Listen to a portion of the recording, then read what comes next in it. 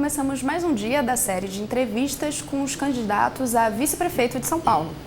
Hoje conosco no estúdio está Davi Martins, que é presidente do Solidariedade em São Paulo e foi o escolhido pelo deputado Major Olímpio para compor sua chapa.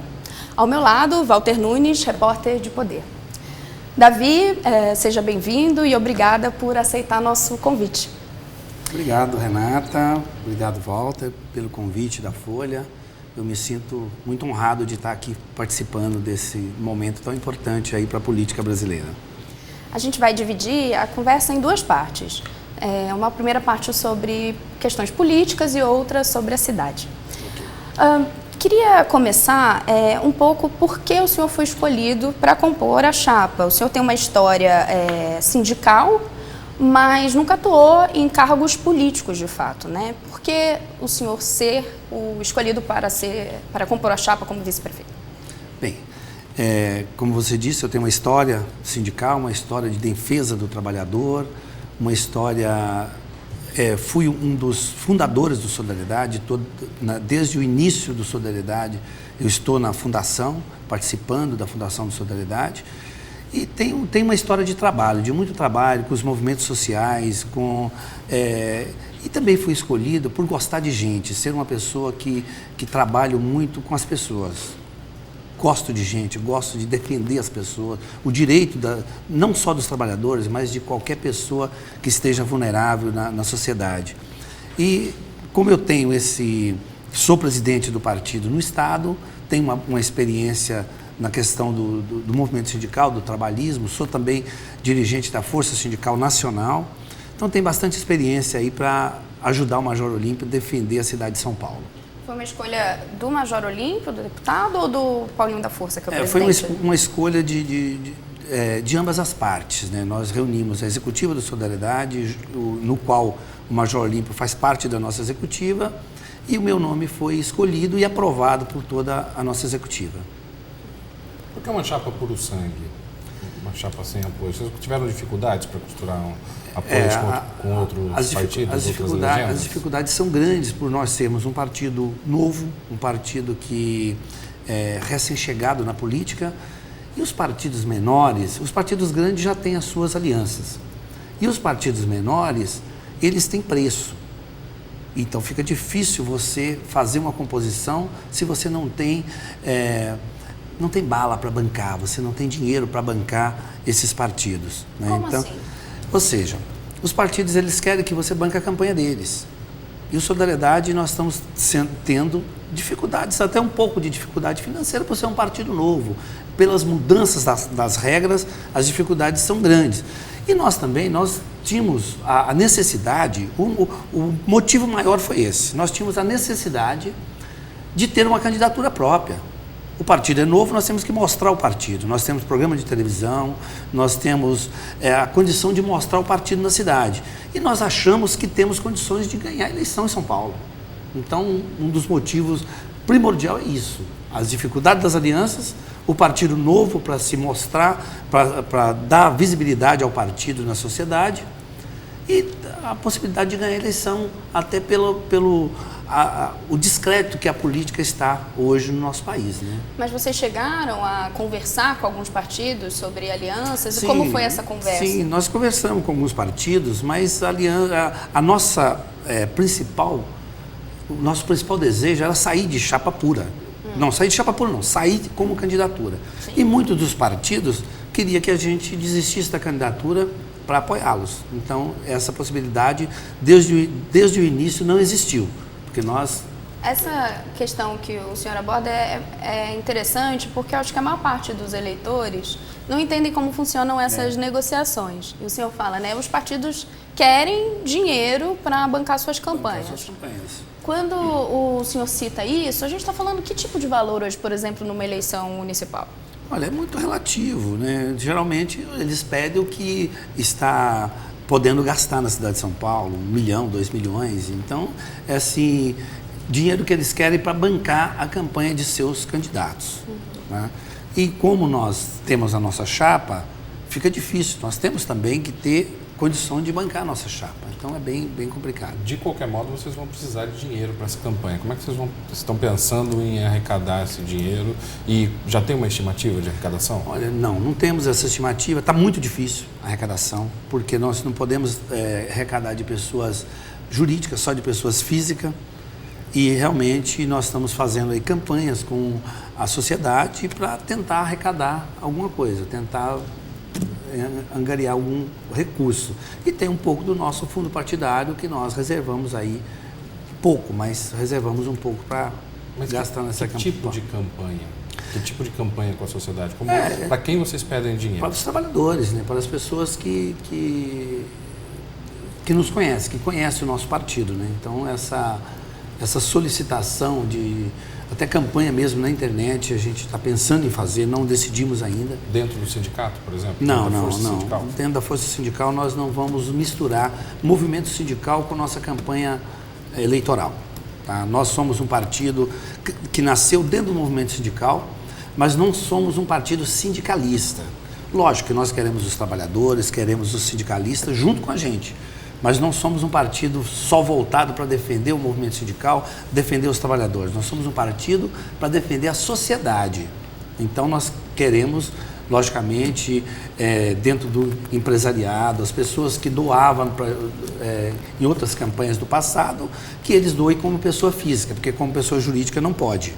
Né? Mas está muito difícil para angariar dinheiro, para buscar dinheiro para a campanha. Queria só voltar ao ponto das alianças. Essa forma, como o senhor colocou, né, que os partidos, para fazer uma composição, pedem uma contribuição.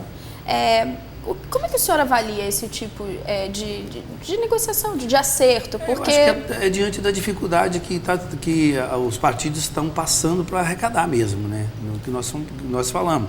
Os partidos não têm dinheiro para fazer campanha. A dificuldade está muito grande financeira e não tem. E como não tem dinheiro, as alianças que fazem, eles querem que os outros partidos que são majoritários banquem suas campanhas. Isso é um fato notório, isso não tem segredo nisso. Vocês vão disputar uma eleição com outros candidatos ali que já tem uma taxa de conhecimento maior que a do Major Olímpio. Sim. Contando que não tem dinheiro e um conhecimento baixo, o que te faz pensar que vocês vão ganhar essa eleição? Olha, a sociedade está totalmente... hoje, o eleitor, ele não acredita mais em político, principalmente nos tradicionais. Então, nós acreditamos no novo. Nós somos novo na política, o Major Olímpio nunca teve um cargo no majoritário, né? Só foi deputado. E nós precisamos de uma pessoa em São Paulo, de pulso, para comandar São Paulo. E o Major Olímpio é esse candidato. Então o Major Olímpio foi escolhido com muita tranquilidade. E nós acreditamos que com o nosso trabalho, com a credibilidade que o nosso partido vem crescendo muito, e até por ser o novo e a esperança. Então nós acreditamos que o eleitor de São Paulo vai nos escolher porque acredita no novo, acredita no arrojado, acredita na ficha limpa. Nós somos ficha limpa.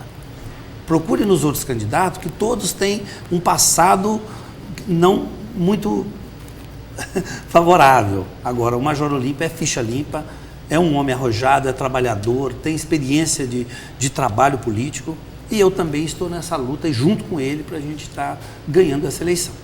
Além dos pontos que o Walter citou, né, do pouco tempo de TV, a gente está falando de uma campanha esse ano que vai ser muito curta e há dificuldade de financiamento, como o senhor mesmo colocou. É factível pensar que dá, por exemplo, para chegar ao segundo turno nesse cenário, saindo com 3% de intenção de voto? Nós achamos totalmente factível, até por sermos o novo e ser a esperança. Nós vamos transmitir para as pessoas da nossa campanha que nós somos a esperança para São Paulo. Como? Então é a esperança do novo, do limpo, da política honesta. Essa é a nossa esperança de ganhar o eleitorado de São Paulo. O que o senhor acha nessa tentativa de mostrar isso ao eleitor? Tem o fato de também, de certa forma, desmistificar quem são os rivais, né? Hoje nós temos entre os candidatos com maior intenção de votos, nós temos Celso Russomano, do PRB, Marta Suplicy, do PMDB, Luiz Erundina, e depois temos o candidato do PSDB, João Dória, que é um também que vai concorrer, apesar de ainda ter uma intenção de votos mais baixa que esses primeiros citados. Como o senhor avalia esses candidatos? E o prefeito Fernando Haddad, com a máquina. Sim, o prefeito Fernando Haddad, claro. O prefeito Fernando Haddad, ele está com a máquina, mas ele tem o rótulo do PT totalmente desfavorável. E o que ele está fazendo em São Paulo, eu não acredito que a população de São Paulo, que o eleitor de São Paulo ainda acredita que o Haddad possa fazer uma administração favorável ao povo de São Paulo. Um prefeito que só se preocupa em multar as pessoas. Não se preocupa com os movimentos sociais. Ele tirou todos os poderes da subprefeitura. Ele trata o morador de rua como objeto. Ele pega e... Quando ele deveria acolher o morador de rua, ele tira o seu papelão que possa dar uma sustentação, que possa ali acolher do frio. Então, eu não acredito que, principalmente, o Haddad está fora de cogitação da cidade de São Paulo. Esse, para mim, já está fora do páreo. A Marta tem um passado que veio do PT, já foi prefeita de São Paulo e o povo já conhece. Ela já conhece o que é a Marta. Então, eu acredito também que o povo não vai estar acreditando mais na Marta. Luiz Erundina, a mesma coisa. Já tem história, já foi prefeita de São Paulo. Então, como eu disse, nós estamos falando de pessoas que já passaram pela Prefeitura de São Paulo e não fizeram. E nós somos o novo que vamos fazer. E tem o Dória, que é o empresário, uma pessoa que não tem experiência política para comandar São Paulo. E não tem pulso para comandar São Paulo. Faltou o Celso Russomano, que é o líder nas pesquisas. O Celso Russomano está aí. Eu não sei hoje o que vai acontecer com ele, né? Mas é o líder das pesquisas, mas também não tem essa credibilidade. Ele é cavalo... como é que fala o... Paraguaio, cavalo paraguaio. Ele começa bem na corrida, mas ele cai no meio do caminho. Ele não tem sustentação para chegar até o final. E você acha que ele repetirá os mesmos erros das campanhas Eu acho. O Russomano, ele não acredito que ele possa emplacar. Por isso que nós acreditamos que nós somos a esperança para o povo de São Paulo e nós vamos chegar no segundo turno e vamos disputar a eleição, vamos disputar o segundo turno e vamos ganhar a eleição na cidade de São Paulo. Agora, só dizer que os outros partidos são o velho e dizer que a candidatura de vocês apresenta uma coisa nova, por si só não basta, né? O que tem de novidade na candidatura de vocês? Quais são os planos de vocês para a cidade de São Paulo? Olha, nós temos... o nosso programa é muito bem estruturado. Nós vamos descentralizar, primeiro ponto, nós vamos descentralizar a política na realidade. Nós vamos dar poder para a subprefeitura. Nós vamos cuidar da saúde de São Paulo, cuidar da saúde do povo de São Paulo, porque hoje é um absurdo um posto de saúde onde as pessoas são tratadas de qualquer jeito. Os piores funcionários estão nas recepções dos postos de saúde. Vocês sabiam disso? Os piores funcionários públicos estão nas recepções, exatamente para enxotar as pessoas que vão lá, para tirar as pessoas de próximo. Você remover funcionários dos Não é remover, é dar treinamento, é colocar pessoas que gostam de gente. Por quê? Muitas vezes, dentro da estrutura da saúde, existem pessoas, por exemplo, você procura um posto de saúde e você não tem vaga. Mas se você procurar um vereador, ele arruma uma vaga imediatamente.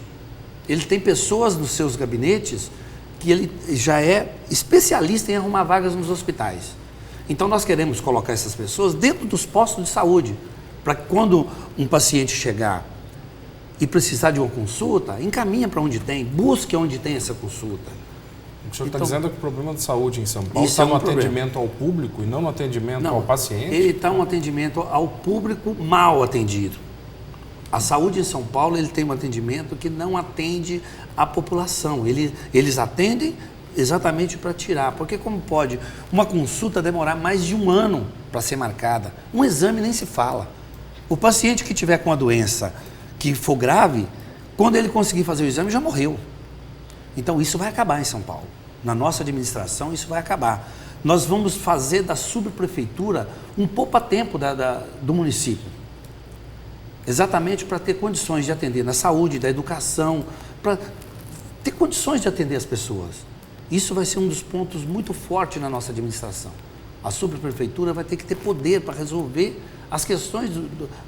A cidade de São Paulo é várias cidades dentro de uma. São centenas de cidades. Né? De dar poder às subprefeituras, o prefeito Fernando Haddad, do PT, chegou a sugerir que se promovesse eleições para os subprefeitos. O que o senhor acha dessa? Eu acho que o subprefeito, ele pode até ser indicado, mas desde que ele tenha condições de trabalho. O subprefeito hoje não tem poder de nada, tudo é resolvido aqui na central. Se alguém vai na subprefeitura para cortar, eu acho que nem poda de árvore eles estão conseguindo fazer. Então a subprefeitura hoje está largada. E nós queremos dar poder para a subprefeitura. Cada cidade dessa, são 31 subprefeituras, cada subprefeitura dessa tem que ter o poder de resolver os problemas locais. Isso é primordial numa cidade tão grande como São Paulo. Candidato, desculpa insistir, mas o que me deu a impressão é que o senhor diz que o problema da saúde pública em São Paulo é um problema de recepcionistas. Não é só isso. E que toda a estrutura dali para trás do balcão, ela é boa.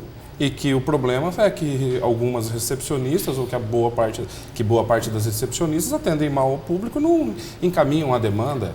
Isso? Não é somente esse tipo de análise que vocês fazem da saúde pública em São Paulo? Não é só isso. A saúde pública está totalmente dilapidada. Os hospitais faltam leitos, nós precisamos, junto dos hospitais privados, alugar mais leitos para que possa estar atendendo a população. Lógico, existe muita falta de médicos, às vezes os médicos são mal remunerados, os próprios funcionários são mal remunerados, ou seja, e faltam médicos também. Então, a análise da saúde pública é caótica em São Paulo. Eu disse em primeira mão que um dos pontos grave é o atendimento à população. Por que que eu vou num posto de saúde procurar um médico e não encontro? Aí eu procuro um vereador, o vereador procura um hospital e me indica, eu vou e consigo fazer essa consulta. Isso aqui não pode acontecer. Eu acho que o posto de saúde, a subprefeitura, os locais públicos têm que dar condição para que indique as pessoas que façam esse trabalho que o político não precisa fazer. Isso não é trabalho de vereador, isso não é trabalho de deputado, procurar vagas em hospitais. Mas não é porque passa na frente? Então, não é que passa na frente, exatamente. Por que acontece isso? Respeita a fila? Se passa na frente é porque tem vagas. E essas vagas não estão sendo respeitadas. Ou pega a vaga de quem está na fila. Ou seja, mas por que existe essa... Isso é burlar a fila, não pode fazer isso. Então, se tem fila, nós temos que diminuir a fila, nós temos que melhorar o atendimento para diminuir a fila. E acabar com essas questões de furar a fila. Isso não pode acontecer. Isso é totalmente absurdo. Mas a saúde está muito... Não só a saúde, a cidade de São Paulo está abandonada. A educação está muito ruim. As ruas de São Paulo estão muito ruins. Então, nós precisamos cuidar de São Paulo com muito carinho.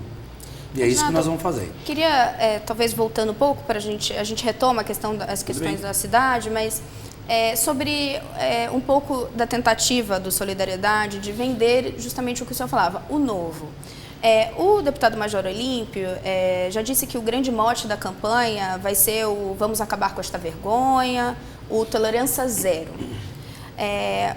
O Supremo Tribunal Federal abriu ação penal no ano passado contra o deputado Paulinho da Força, que é o presidente do Solidariedade, que ele foi acusado de participar de um esquema de desvio de recursos do BNDES, né, recursos que eram destinados a prefeituras e a empresas.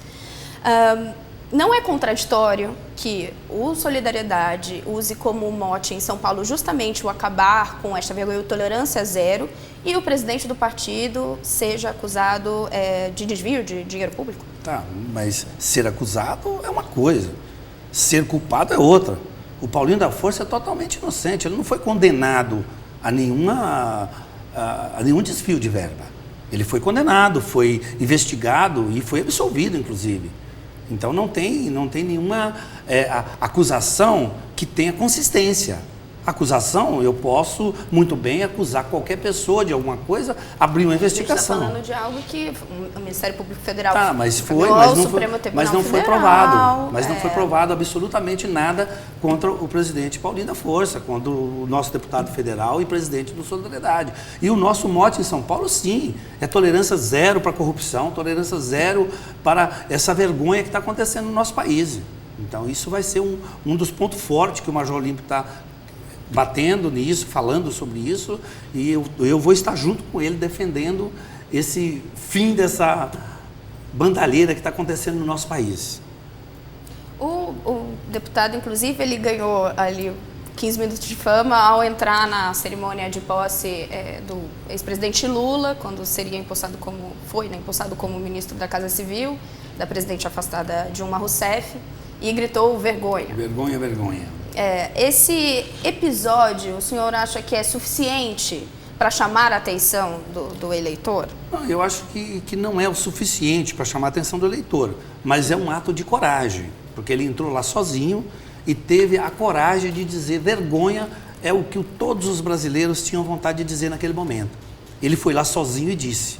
Então eu acho que ele merece o nosso respeito até por ter entrado sozinho e falado da forma que falou. Mas o presidente Lula não se enquadra exatamente nessa situação que o senhor colocou para o Paulinho da Força, o presidente do seu partido? Ele também não foi condenado, também é uma pessoa que está sendo ali, está sendo processada, mas ainda não foi condenada, pelo menos.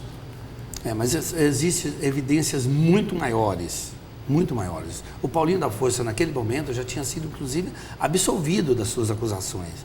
O Lula tem, para ele tomar posse, ali foi uma jogada política que eles queriam fazer para livrar a presidente do impeachment, de uma coisa que não teria mais jeito.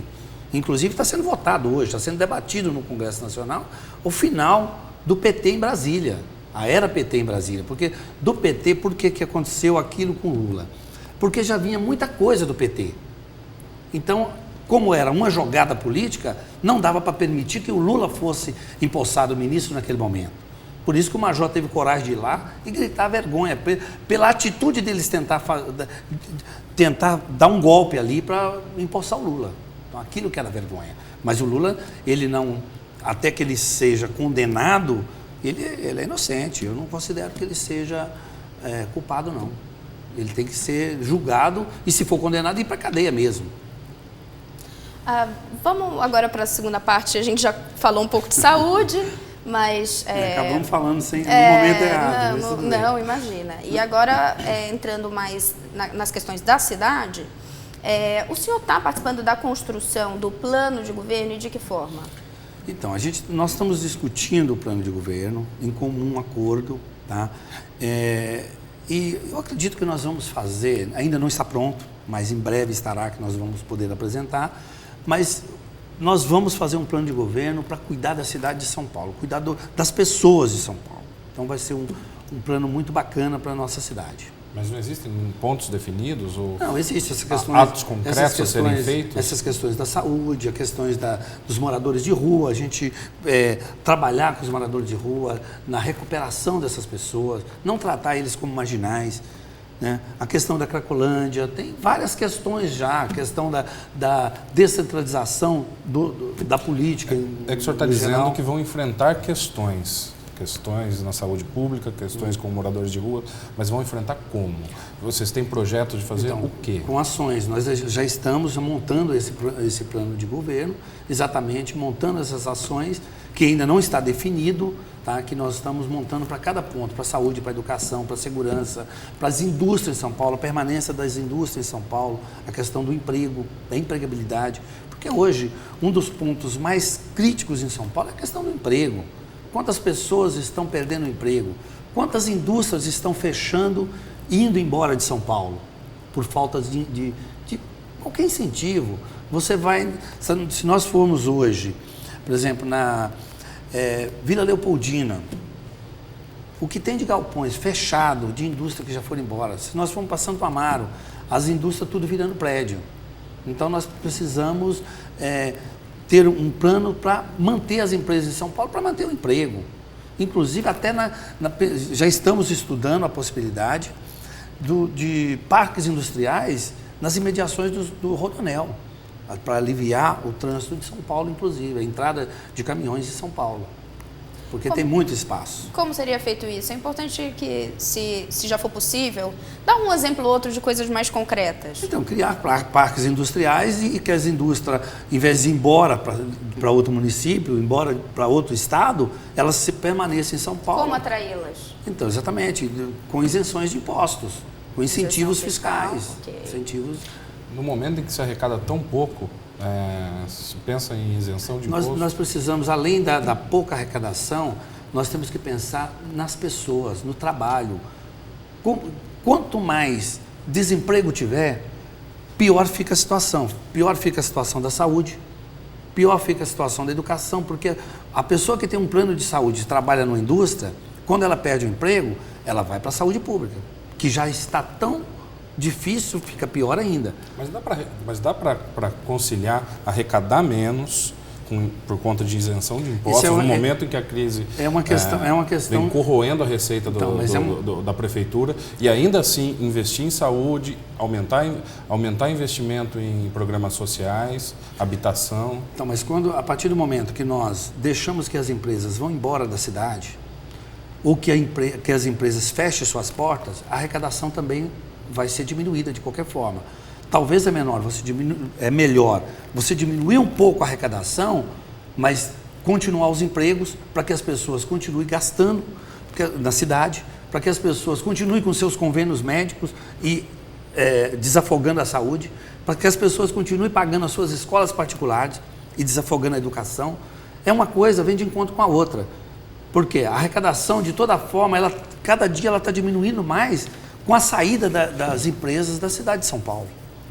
Então já é uma tendência reduzir a arrecadação com as empresas indo embora. Um deputado Major Olímpio costuma falar muito da questão da segurança, né? Por afinidade ao tema, mas por se importar com o tema. Como a chapa enxerga a função da Guarda Municipal ou que planos tem para a questão da segurança? A Guarda Municipal ela é para cuidar de patrimônios públicos. Ela tem que cuidar de escolas, cuidar de hospitais, cuidar dos patrimônios públicos. Guarda Municipal não é para ficar com a pistola na marginal multando os motoristas. Como se diz, o cara passa a 55, a 60 por hora, 51, peguei mais um. Ou seja, isso é um absurdo que está acontecendo. Eu acho que a segurança, isso não é forma de segurança. A segurança tem que ser tratada com devido respeito, principalmente a Guarda Municipal. Isso que está fazendo com a Guarda Municipal, inclusive eu já conversei com guardas municipais, eles também acham que é um desrespeito à função deles, eles ficarem na marginais multando os motoristas. Então é muito complicado. Além de tirá-los das marginais? Não, tirar das marginais é aumentar a qualificação, é fazer com que os guardas façam a sua função. É isso que nós temos que fazer. O guarda municipal tem que cuidar do patrimônio público, não cuidar de multas. Isso é um ponto fundamental. Aproveitando que falamos das marginais, como que a chapa enxerga a mudança da velocidade das marginais, a redução, né, da velocidade? Eu não acredito que a redução vai melhorar. Aliás, a redução de velocidade, ela só piorou a vida da cidade. Mas houve uma redução no número houve de redução, mas se você reduzir para 20 por hora, vai diminuir mais ainda. Se você parar os carros, aí acaba, vai ser zero. Isso é normal. Se você, quanto mais você diminuir a velocidade, menos acidente vai acontecer. Mas pior, mais caótico vai ficar o trânsito. Agora, eu acho que nós tínhamos nós vamos trabalhar na questão da educação ao trânsito. As pessoas precisam ser educadas e não só multadas. Mas vão aumentar os limites? Os limites têm que ser aumentados, 90 por hora e 70 por hora, voltar ao que era. Isso é ponto primordial, porque o trânsito hoje na Marginal, quem anda sabe a dificuldade que a gente tem. Andar na Marginal à noite a 50 por hora na local. Não é fácil. E nas demais vias da cidade? Porque também houve uma redução. Tudo tem que ser estudado. Acho que nas proximidades de hospitais, de escolas, tem que ser uma velocidade menor, mas depende, aí tem que ser avaliado em cada local, que nós vamos fazer isso com muito carinho. E ouvindo, um dos pontos primordial que eu não falei, nós vamos ouvir os conselhos municipais já existentes, ouvir a população, para estarmos tomando atitudes junto com a população, o que não é feito hoje. Os conselhos não são ouvidos, os movimentos sociais não são respeitados nessa cidade e nós vamos dar toda essa autonomia toda a autonomia que eu digo, de ouvir os movimentos sociais, ouvir os conselhos existentes na cidade.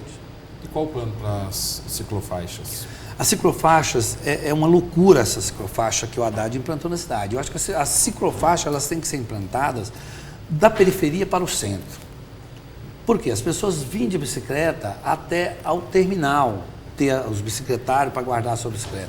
Tem lugares no centro de São Paulo que não tem lugar para carro, eles fazem uma faixa de bicicleta. Então, as ciclofaixas, inclusive tem muitas ciclofaixas que tem até árvore no meio da ciclofaixa, pintadas em cima de calçada. Foi totalmente fora de planejamento a questão da ciclofaixa. Então, eu acho que é um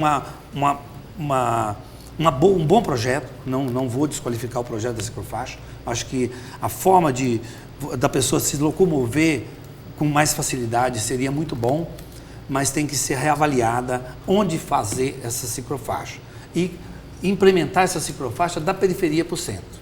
Mas as que já existem, vocês pretendem manter? Depende, aí nós vamos avaliar as ciclofaixas onde elas estiver funcionando, porque tem ciclofaixa que elas passam em frente aos comércios. Ninguém pode estacionar para usar o comércio, além de está gerando desemprego. Então vai ser avaliada minuciosamente cada ciclofaixa da cidade para ver se realmente é possível, se tem movimentação de bicicleta naquele local ou não tem. Se tivesse, era mantido, lógico. Acho que o que for bom, nós vamos manter. O que não for bom, nós vamos avaliar com muito carinho e vamos mexer.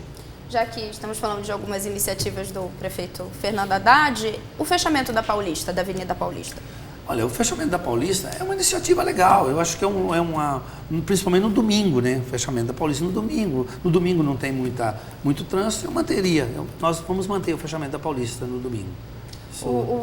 No início foi uma iniciativa polêmica, né? Polêmica, mas depois as pessoas foram gostando dela, né?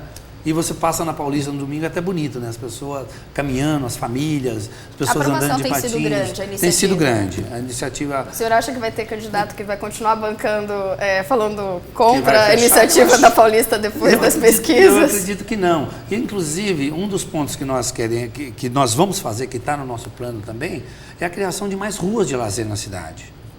Mais ruas de lazer, porque precisa, às vezes na periferia tem uma rua às vezes até sem saída e não tem local para as crianças se divertir. Fecha aquela rua e dá essas possibilidades para que as pessoas possam ter uma rua de lazer nos bairros também. Candidato, como a sua chapa, que é encabeçada por um major da PM, como ela vê o problema da Cracolândia? Como ela vai lidar com a Cracolândia? Então, a Cracolândia, o que nós vamos lidar é tratar das pessoas, cuidar das pessoas com psicólogo, com tratamento para os viciados e tolerância zero para os marginais, para a droga, para o tráfico. Tolerância zero para o tráfico. Isso nós vamos tratar com mão de ferro.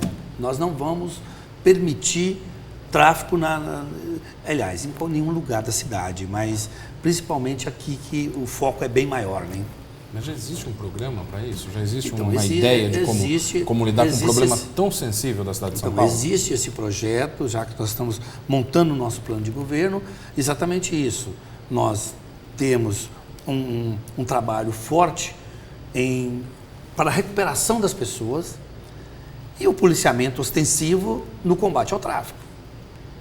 Então, isso é primordial, não tem como ser diferente para combater o tráfico na Cracolândia e para recuperar aquelas pessoas que são realmente pessoas do bem, que são tratadas como marginais. Candidato, quando mencionamos os principais concorrentes nessa disputa, né, o prefeito Fernando Haddad, Marta Suplicy, Luiz Erundina, João Dória, o senhor demonstrou que não gosta muito dos nomes dos demais partidos. No caso de Major Olímpio não ir ao segundo turno, o Solidariedade apoia algum desses candidatos? Como ficaria a situação no partido? Não, isso está fora de cogitação nesse momento, porque nós vamos para o segundo turno e nós vamos ganhar as eleições. Então, essa possibilidade não existe ainda em nosso dicionário, em nossas discussões diárias. Então, nesse caso, o apoio de qual partido a Solidariedade buscaria no segundo turno? Não, apoio nós queremos de todos. Nós indo para o segundo turno, todos que não forem, nós queremos junto com a gente. Então, todos que não tiveram no segundo turno, queremos que some com a gente para que nós possamos disputar para aquele que tiver junto com a gente ali. Para o infeliz que vai disputar junto com a gente e vai perder as eleições. Quem que o senhor acha que deve ser Oi? Quem o senhor acha que tem mais chances de ser o oponente de Major Olímpio? Eu não tenho preferência de nenhum deles. O que vier, nós vamos derrotá-lo. Como o senhor vê a situação do Russomano, que nesse momento está sendo julgado no Eu Supremo? acredito que o Russomano vai ser condenado e mesmo assim ele vai insistir em concorrer às eleições e vai perder por estar condenado. Ele não vai ganhar a eleição. Então é importante que as pessoas que estão nos ouvindo saibam. O Russomano vai ser condenado e vai disputar as eleições, mas não pode e não vai ganhar as eleições por isso, por estar condenado.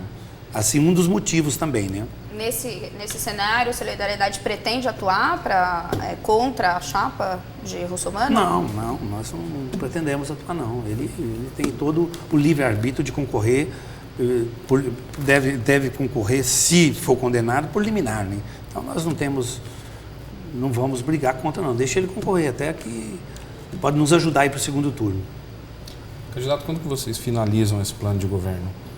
Porque me dá a impressão que esse plano está muito incipiente. Não sei nem se existe ainda o plano de governo. Nossa, existe, está... Pelo menos uma direção ali. Não, existe. O senhor fala muito de assuntos subjetivos. O senhor parece que identifica o problema, a sua chapa identifica o problema, mas... eu não quero falar... Quando vai atacar o problema, fala de coisas subjetivas. Então, eu não quero me aprofundar nos problemas, porque nós precisamos... Tem detalhes para ser ainda colocado. E isso, numa próxima oportunidade, com certeza, nós vamos aprofundar com propostas mais... Aliás, com propostas objetivas para que possamos aí esclarecer a toda a população que o nosso plano de governo é o melhor e nós somos o melhor para São Paulo. Eu acredito que até o final do mês deve estar pronto. Não é tarde, candidato. Uma cidade com a complexidade de São Paulo, um candidato chegar na briga pela prefeitura sem ainda ter um plano, pelo menos com ideias mais concretas do que fazer para enfrentar os problemas de São Paulo numa crise desse tamanho? Não, as ideias são concretas e está sendo muito bem elaborada e em breve nós vamos estar divulgando. Candidato, já caminhamos para o final, mas gostaria de perguntar, caso o deputado Major Olímpio seja eleito, o senhor exerceria algum papel na administração da cidade, com alguma secretaria? Eu vou estar lado a lado do Major para que nós possamos administrar São Paulo. Eu não vou ser um vice decorativo, eu vou ser um vice de fato. E aí nós vamos estudar qual que vai ser o melhor para que eu possa estar ajudando o Major Olímpio. Mas eu quero ajudar ele, eu quero estar lado a lado com ele a todos os momentos, que é uma pessoa que eu admiro muito, e eu tenho muito orgulho de estar do lado dele nessa disputa.